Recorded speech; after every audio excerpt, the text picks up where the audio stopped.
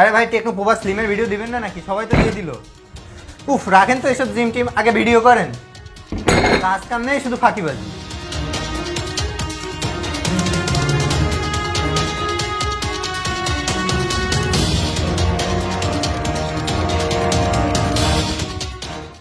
কি রে ভাই, দরজা লাগে কি করছে এতক্ষণ? টেকনো পোভা স্লিম, চারদিকে ফোনটা নিয়ে বেশ মাতামাতি হচ্ছে। হ্যাঁ ভাই, সুন্দর দেখতে পাতলা সাতলা ফোন, মাতামাতি হওয়ারই কথা। তবে আমার মতে এই সুন্দর ডিজাইন এবং স্লিম ডিজাইনের প্রতি আগেভাগে দুর্বল হওয়াটা ঠিক হবে না, কেননা এই ফোনটাই এমন কিছু বিষয় রয়েছে যেগুলি জানার পরেই মূলত ফোনটা আপনাদের নেওয়া উচিত। ইন্ট্রো পার্টে আমরা প্রেসার দিয়ে যেমন ডিউরেবিলিটি টেস্ট করেছি, ওই টেস্টটা আপনাদের ভিডিওতে দেখানো হবে। পাশাপাশি এই ফোনে 5160 mAh এর ব্যাটারি রয়েছে। তুলনামূলক ভালো ব্যাটারি ব্যাকআপ আমরা পাবো কিনা, অতিরিক্ত গরম হবে কিনা, পারফরমেন্স, ডিসপ্লে, ডিজাইন সব কিছু মিলিয়ে টেকনো পোভা স্লিম ফোনটা আসলে কেমন হচ্ছে চলেন সেই বিষয়গুলি জানা যাক।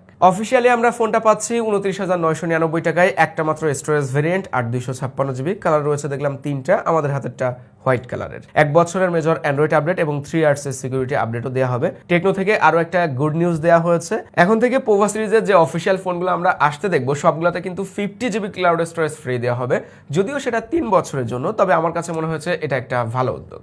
বক্স কন্টেন্টে এরকম একটা হার্ড কেস দেওয়া হয়েছে, সেমি ট্রান্সপারেন্ট বলা যায়, এবং এইটা যখন ফোনের সাথে লাগানো হয় কোনোভাবে বোঝা যায় না যে আমি এই ফোনের সাথে কোনো কেস ব্যবহার করেছি। বক্সে আরও রয়েছে 45 ওয়াটের চার্জার এবং টাইপ A to C কেবল। আসি বিল্ড অ্যান্ড ডিজাইনে। এই ফোনটা প্রথমেই নজর কাড়ে এর থিকনেসের জন্য 5.95 mm, খুবই পাতলা একটা ফোন। তারপরে আবার ডিসপ্লে কার্ভ, রেয়ার প্যানেলও কার্ভ, যে কারণে হাতের ভিতরে নিলে আরও বেশি পাতলা মনে হয়। বডি ফ্রেমটা প্লাস্টিকের, রেয়ার প্যানেলে আবার ফাইবার গ্লাস প্রোটেকশন দেওয়া হয়েছে। এটা প্লাস্টিকের থেকে কিছুটা বেটার ম্যাটেরিয়াল, যে কারণে আরেকটু ডিউরেবল অ্যান্ড স্ক্র্যাচ খুব সহজে পড়বে না। আমরা একটু টেস্ট করে দেখেছি, এখানে কিন্তু অত সহজে স্ক্র্যাচ পড়ে না। ক্যামেরা বাম্পটা তো আপনারা বুঝতে পারছেন কেমন করা হয়েছে। তো উপরের দিকে আমরা মেটাল দেখতে পাচ্ছি, এখানেও আমরা একটু ঘষাঘষি করে দেখলাম যে আসলে পিওর মেটাল দেওয়া হয়েছে, যে কারণে এই জায়গাটা আরেকটু ডিউরেবল হচ্ছে। কালো করে যে অংশটা দেখছেন এখানে কিন্তু সিঙ্গেল একটা গ্লাস প্রোটেকশন ব্যবহার করা হয়েছে। দুইটা ক্যামেরা এবং মুড লাইট, এই মাঝের জায়গা সবকিছুতেই একটা মাত্র গ্লাস থাকছে। তবে ভয় আছে, কেননা ফোনটা যখন পড়ে যাবে হাত থেকে এই গ্লাসে কিন্তু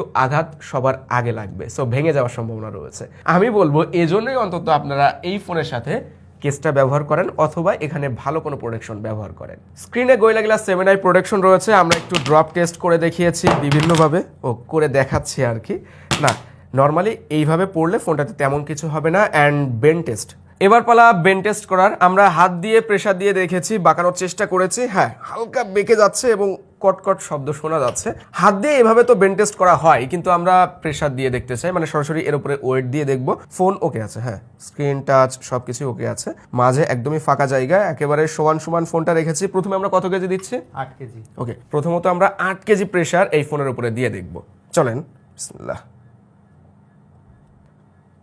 না, 8 কেজিতে ফোনটাতে তেমন কিছু হয়েছে বলে মনে হচ্ছে না, হালকা একটু বেঁকে মতো আছে। ফোন কিন্তু কাজ করছে, স্ক্রিন ওকে আছে এবং কোনো জায়গায় ভেঙে যাচ্ছে এরকম কোনো কিছু দেখছি না আমরা। তবে এবার ওয়েটটা বাড়িয়ে আমরা চলে যাব 10.5 কেজিতে। এবার কিন্তু স্বাভাবিকের তুলনায় বেশি ওয়েট আমরা দিচ্ছি, 10.5 কেজি, রাইট? 10.5 কেজি ওয়েট দিচ্ছি। দেখা যাক আসলে এই ফোনটা এত প্রেশার নিতে পারে কিনা। এটা কি দুইজন ধরতে হবে না একাই পারবো? আরে না, 10.5 কেজি মাত্র, বেশি না। দেখা যাক, বিসমিল্লাহ। একটু আমরা ভয়ে আছি, তারপরেও মানে মনে হয় না তেমন কিছু হবে। এই যে আমি বলছিলাম স্ক্রিন প্রোটেক্টর নাই, যে কারণে কিন্তু ফোনটা তেলে যাচ্ছে। ভাই ভাই ভাই ভাই ভাই 10.5 কেজি ওয়েট ফোনটা নিয়ে আছে। আর বাঁকার কথা বললে হালকা বেঁকে আছে, কিন্তু ফোন ঠিক আছে। কোনো জায়গায় কি ভেঙে গেছে? না, ভাঙে নাই। আমি কি হাত দিয়ে একটু প্রেসার দিব?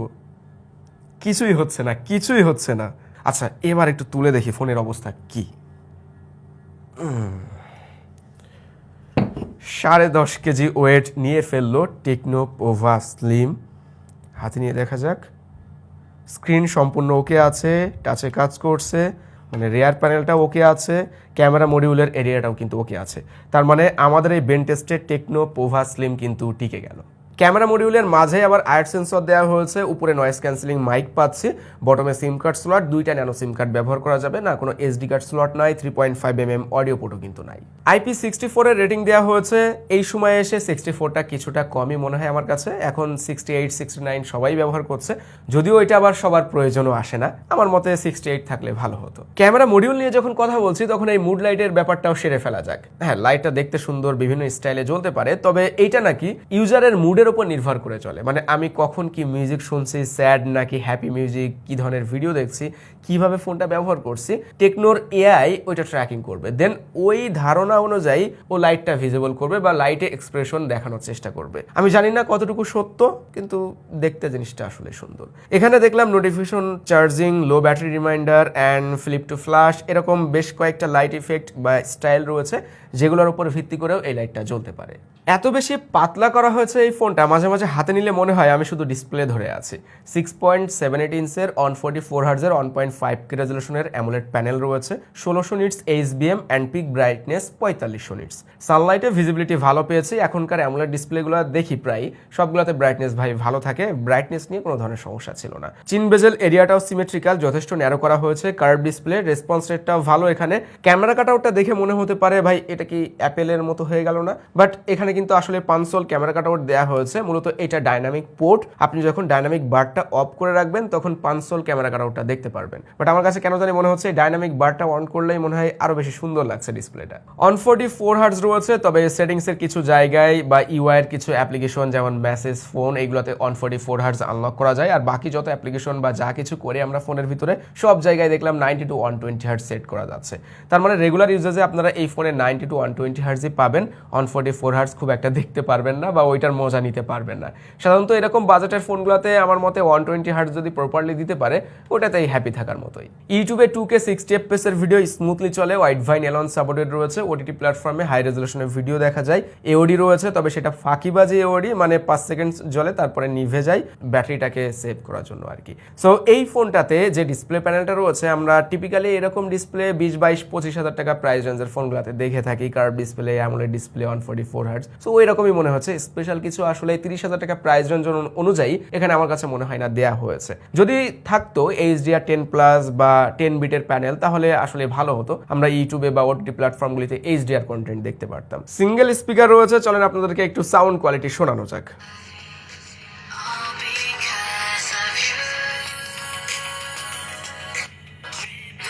হ্যাঁ, লাউড আছে, সিঙ্গেল স্পিকার, পাতলা ফোন হিসাবে ঠিকঠাকই আছে, এর থেকে বেশি কিছু আসলে আশা করা যায় না। তবে 30,000 টাকা প্রাইজের ফোন তো মানতে কিছুটা কষ্ট হচ্ছে, কোনোভাবে যদি ডুয়েল স্পিকার দেওয়া যেত তাহলে হয়তো খুব বেশি ভালো হতো। চলে আসলাম ক্যামেরা পার্টে। পিছনে আমরা চোখের মতো দেখতে এখানে 2টা ক্যামেরা পাচ্ছি, 50 মেগাপিক্সেল মেইন ক্যামেরা রয়েছে ওয়াইড অ্যাঙ্গেল, আরেকটা রয়েছে 2 মেগাপিক্সেল ম্যাক্রো ক্যামেরা, আর সামনে রয়েছে 13 মেগাপিক্সেল সেলফি ক্যামেরা। পোর্ট্রেট মোডে 2টা ফোকাল লেন্থে ছবি তোলা যায়, 23mm এবং 47mm। Focal length digitally zoom করে বাড়ানো হচ্ছে, যে কারণে আপনি যখন লো লাইটে বা শ্যাডো এরিয়াতে ছবি তুলবেন তখন একটু শার্পনেস ডিটেলস কম পাবেন। আলো যদি ভালো থাকে তাহলে খুব একটা বোঝা যায় না যে এটা ডিজিটালি জুম করা হয়েছে। কালার টোনটা খুব বেশি ন্যাচারাল লাগছিল, একটু বুস্টেড কালার হলে ভালো লাগতো, মানে হালকা যদি একটু স্যাচুরেটেড হতো তাহলে দেখতে হয়তো ইমেজগুলো আরো বেশি সুন্দর লাগতো, যেমনটা আমরা আশা করি সবাই। এজ ডিরেক্ট সফট মনে হয়েছে, ভালোভাবেই এজ ডিরেক্ট করতে পারছিল, যদি কিনা ফ্রেমের ভিতরে রাফ কন্ডিশন ক্রিয়েট হয়, ওই সময়টাই দেখা যাচ্ছিল কিছু কিছু ক্ষেত্রে ছেড়ে দেয়, বাট এমনিতেই এজ ডিরেক্ট নিয়ে অভিযোগ ছিল না। ব্যাকগ্রাউন্ড ব্লারটা ন্যাচারাল লাগছিল, তবে কেন জানি একটু সফটনেসের কমতি রয়েছে, এন্ড বোকেগুলাও অত ভালোভাবে ভিজিবল হচ্ছিল না।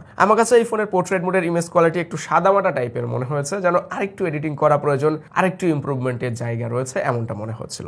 তবে ল্যান্ডস্কেপে এসে যেটা দেখলাম যে একেবারে ভিন্ন কোয়ালিটির ছবি, এখানে শার্পনেস ডিটেলস ভালো পাচ্ছি, লাইট ব্যালেন্সটা সুন্দর, ডাইনামিক রেঞ্জটাও ভালোভাবে ওয়াইডলি ব্যালেন্স করতে পারছে, এন্ড কালারগুলোও দেখতে ভালো লাগছে, মানে যেমনটা ছবি আমরা আশা করি। আবার এই জায়গাটায় আমরা একটু জুম করেও দেখেছি, 50 মেগাপিক্সেল ক্যামেরা, শার্পনেস ডিটেলস ভালো দিতে পারছিল। লো লাইটে ল্যান্ডস্কেপ ছবি তুলেছি, যেখানেও খুব সুন্দর লাইটগুলো ব্যালেন্স করতে পারে, অস্ট আউটের দিকে যায় না, এন্ড কালারগুলোও ভালোভাবে ফুটিয়ে তুলতে পারে। 13 মেগাপিক্সেল সেলফি ক্যামেরা আছে, এই জায়গাটা ভালো করছে, সেলফি দেখতে ভালো লাগছিল, কালার টালার ঠিকই আছে। আমরা খুব একটা যে স্যাচুরেটেড ছবি পাচ্ছি সেলফিতে এরকম না, বাট সেলফি ক্যামেরা আসলে যেমন দেখতে ভালো লাগে সেরকমই মনে হচ্ছিল। ওয়াইড ফোকাল লেন্থ পেয়েছি 21mm, গ্রুপ সেলফিতে ভালো রেজাল্ট পাওয়া যায়, এন্ড লো লাইটেও দেখলাম ভালো ছবি তুলতে পারে এই সেলফি ক্যামেরা। সামনে এবং পিছনে 2K 30 FPS ভিডিও শুট করা যায়, আমরা ভিডিও টেস্ট করে আপনাদেরকে দেখিয়ে দিচ্ছি। পিছন ক্যামেরাতে 2K 30fps এ শ্যুট করা যায়, তবে সমস্যা হলো আপনি যখন ইআইএসটা অন করবেন, একটু স্টেবল ভিডিও চাইবেন, তখন কিন্তু আর 2K 30fps এ শ্যুট করতে পারবেন না। রেজলিউশনটা চলে যাবে 1080p 30fps এ। এখন আমরা ইআইএস বন্ধ রেখেছি, ভিডিও কোয়ালিটি ঠিক এরকম পাওয়া যাচ্ছে। হ্যাঁ, ফেস ট্র্যাকিং করতে পারছে, লাইট খুব সুন্দর ব্যালেন্স করতে পারছে, দেখতে ভালো লাগছে। এই জায়গায় 4K থাকলে আরও ভালো হতো। ইআইএসটা যদি 2K 30fps এ পেতাম তাহলে ঠিকঠাকই লাগতো। পোভা স্লিমের সেলফি ক্যামেরাতে 2K 30fps এ ভিডিও শ্যুট করা যাচ্ছে। ইআইএসটা বন্ধ আছে। ইআইএস যদি আমি অন করি সেই সময়টাই কিন্তু রেজলিউশন চলে যাচ্ছে 1080p-তে, তখন ওই ভালো কোয়ালিটি আর পাওয়া যাবে না এক কথায়। সো আপনারা যদি একটু ভালো রেজলিউশনে ভিডিও শ্যুট করতে চান তখন আপনাদেরকে 2K 30fps এ ভিডিও শ্যুট করতে হবে। এই জায়গায় সমস্যা হলো রেজলিউশন ভালো থাকছে বাট আবার ভিডিওটা স্টেবল না, মানে এক কথায় ফ্রেন্ডলি না আপনার ভিডিও কন্টেন্ট তৈরির জন্য। লিমিটেশন আছে এখানে অনেক।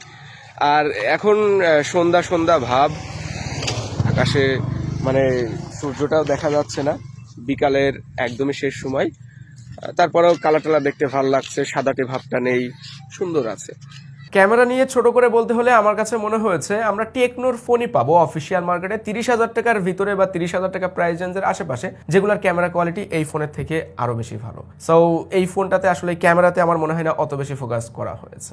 বাংলাদেশে 5G আসতে না আসতে আমরা 5G ফোনগুলো আসতে দেখছি, মানে হুটহাট ঢোকা শুরু করছে। অ্যান্ড যে ফোনগুলো আমরা দেখতাম না, এখনো ভাই অফিসিয়াল মার্কেটে কেউ কেউ ফোন লঞ্চ করছে যেগুলোর প্রাইস 35-36, তাও 4G SoC দিয়ে। আমি জানি না কেন দিচ্ছে বা কেন বা 5G SoC সময়টা চলে এসেছে। অ্যান্ড টেকনো এই ব্যাপারটা হয়তো বুঝতে পারছে, যে কারণে তারা এই ফোনটা 5G-তে লঞ্চ করেছে। সো এখানে আমরা SoC পাচ্ছি ডায়মেনসিটির 6400, যেটা কিনা 5G প্লাস SoC।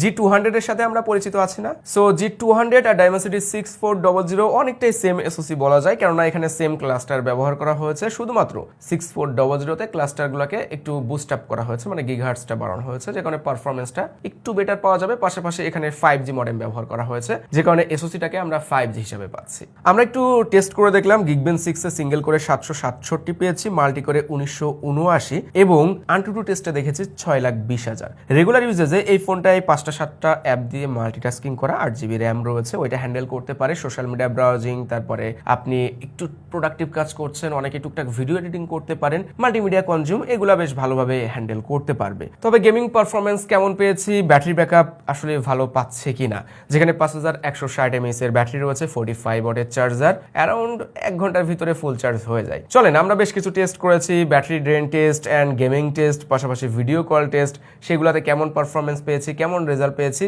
এবার জানা যাক। পাবজি গেম স্মুথ সেটিংসে 60 FPS এ খেলা যায়। আমরা 30 মিনিট গেমিং টেস্ট করেছি, যেখানে 60 FPS এ গেমিং করার সময় আমাদের ব্যাটারিটা ড্রপ হয়েছে 8 to 9%। এভারেজে আপনি 9% ব্যাটারি ড্রপ হতে দেখবেন, যেখানে কিন্তু আমরা গুড ব্যাটারি ব্যাকআপ পেয়েছি স্লিম ফোনের তুলনায়। টেম্পারেচারটা যাচ্ছিল 39 থেকে 39.9 ডিগ্রি সেলসিয়াসের আশেপাশে, মানে ও 39 ডিগ্রি সেলসিয়াসের আশেপাশে ঘোরাঘুরি করছিল, যেখানেও কিন্তু টেম্পারেচারটা ভালো ছিল। কেননা এই ফোনটা এত স্লিম হইলেও ভেপার চেম্বার কুলিং সিস্টেম ব্যবহার করা হয়েছে, যে কারণে ফোনটা ওভারহিটের দিকে যাচ্ছিল না। আমরা ভিডিও কল টেস্ট করেছিলাম, যেখানে এই ফোনে ভিডিও কলে 30 মিনিট কথা বলার জন্য ব্যাটারি ড্রপ হচ্ছিল 6% এভারেজে। আপনি 5 to 6 বা কোনো সময় 7%ও হয়তো ব্যাটারি ড্রপ হতে দেখবেন।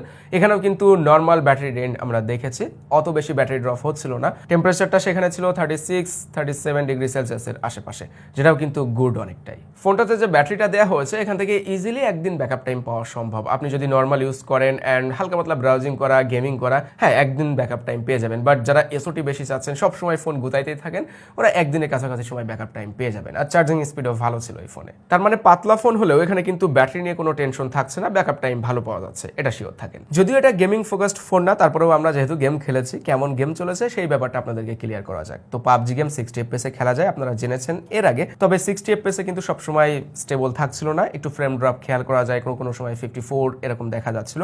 মানে লং টাইম গেমিং এর জন্য আসলে এই ফোন থেকে ভালো পারফরমেন্স পাওয়া যাবে না। সিওডি গেম 60 FPS এ খেলা যায়, পাবজি থেকে কিছুটা বেটার পারফরমেন্স পাচ্ছিলাম সিওডি গেমে, যেহেতু অপটিমাইজড গেম। বাকি অনেকগুলো গেম ট্রাই করেছি, ই ফুটবল রয়েছে, ফ্রি ফায়ার রয়েছে, তারপরে ডেল্টা ফোর্স রয়েছে, এগুলোতে সব 60 FPS এ খেলা যাচ্ছিল। ও ডেল্টা ফোর্সের ব্যাপারটা ক্লিয়ার করি, 60 FPS এ খেলা যায় না, ওই জায়গাটায় আমরা 45-48 এরকম FPS টা পাচ্ছিলাম। টেকনোর ফোনে একেবারে ভিন্ন রকম ইউআই দেখতে পেলাম এই পোভা সিরিজ সিরিজের নতুন ফোনগুলোতে, মানে পোভার জন্য স্পেশাল ইউআই এটাকে বলা হচ্ছে। ওয়ালপেপার থেকে শুরু করে ইউআই এর ভিতরের অ্যানিমেশন, লোগো, তারপরে কাস্টমাইজেবল অপশন, আইকনগুলো সবকিছু যেন নতুন করে সাজানো হয়েছে এরকমটাই মনে হচ্ছিল। সো হ্যাঁ, এরকম নতুন কিছু থাকলে বা নতুন কিছু দেখলে ভালোই লাগে, যেমনটা এই ফোনের ক্ষেত্রে আমার কাছে মনে হচ্ছিল। এর ইউআইতে গুগলের সার্কেল টু সার্চ রয়েছে, সার্কেল করে কোনো কিছু সার্চ করা যাবে এটা রয়েছে। আর এআই স্টুডিও রয়েছে, যেখানে আমরা এআই ইরেজার পাচ্ছি, এআই এক্সটেন্ডার পাচ্ছি। এআই ইরেজার এটাও আপনারা জানেন, এক্সটেন্ডার এটাও আপনারা জানেন, নতুন করে আর বলার মতো কিছু নাই। তবে যে এআই গুলো রয়েছে ওইগুলো খুব দারুণ কাজ করেছে এটা বলতে পারি। কানেক্টিভিটির ভিতরে টেকনোর ফ্রিলিং ফিচারটা পাচ্ছি, অ্যান্ড সেই সাথে ব্লুটুথ 5.4 এনএফসিও থাকছে, আয়ার সেন্সরও রয়েছে, যেটা আপনাদেরকে বলেছিলাম। ভিডিও তো প্রায় শেষ, এবার আমার মতামতগুলি একটু শর্টকাটে শেয়ার করি, যাতে করে আপনাদের সিদ্ধান্ত নিতে সুবিধা হয় ফোনটা কেনার ক্ষেত্রে। যাদের পছন্দ হয়েছে বা যাদের হয়নি তারাও বুঝতে পারবেন সবকিছুই। ওকে, তো আমার কাছে প্রথমত যেটা মনে হলো, এই ফোনের আরো একটা ভেরিয়েন্ট থাকা দরকার ছিল 128GB, তাহলে সেম ফোন আমরা কিছু টাকা কমে কিনতে পারতাম। তবে এখন যে প্রাইসটা দেওয়া হয়েছে এই বিবেচনায়, মানে 30,000 টাকা বিবেচনায়, কেন জানি মনে হচ্ছে আরো কিছু জায়গায় ইমপ্রুভমেন্টের সুযোগ ছিল। যেটা মনে হয়েছে আমার কাছে, ডিসপ্লেতে অবশ্য HDR10+ অ্যান্ড 10 বিটের প্যানেল হওয়া দরকার ছিল, ক্যামেরাতে ওআইএস থাকতে পারতো, আর 30,000 টাকার ফোন, এখানে তো আমরা সেকেন্ডারি স্পিকার মানে ডুয়েল স্পিকারস আশা করি। তবে ভাই, আপনি যদি একটা স্লিম ফোন চান, যেখানে আবার কার্ভ ডিসপ্লে থাকতে হবে, যেখানে ব্যাটারি ব্যাকআপটা ভালো থাকতে হবে, যেখানে ডিজাইনটা সুন্দর হবে, আপনি কানে নিবেন, পিছনে আলো টালো জ্বলবে, যে কেউ তাকাবে, এবং সবশেষে একটা ডিউরেবল ফোন চাচ্ছেন, যেটাকে আমরা খুব বেশি প্রেসার দিয়েছি, খুব বেশি অত্যাচার করেছি, তারপরেও এই ফোনটা এখনো পর্যন্ত ওকে আছে। মানে স্লিম হইলেও আপনি চিন্তায় থাকবেন না যে ফোনটা ভেঙে যাবে না তো, বেঁকে যাবে না তো, এরকম কোনো চিন্তা আপনার মাথায় থাকবে না, তাহলে এই ডিভাইসটা আপনার পছন্দের তালিকায় রাখতেই পারেন। এই তো ছিল আজকের ভিডিও। সবাই ভালো থাকবেন, সুস্থ থাকবেন, আল্লাহ হাফেজ।